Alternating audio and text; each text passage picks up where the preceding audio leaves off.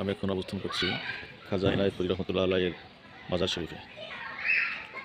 আমি আপনাদেরকে দেখানোর চেষ্টা করব মাজার শরীফের বিভিন্ন পর্বগুলো, বিভিন্ন জায়গা, বিভিন্ন কবর, যেখানে বিভিন্ন পীর সাহেবদের মাজার অবস্থিত। এখানে পীর সাহেবের বিভিন্ন আওলাদ বুনাদ এখানে কবরস্থ করা আছে। ছোট বড় বিভিন্ন সাইজের কবর এখানে দেখা যাচ্ছে। আমরা দেখতে পাচ্ছি এ হচ্ছে মৌলানা আলহাজ হাশেমউদ্দিন নকশবন্দি মুজাদ্দিদের মাজার শরীফ।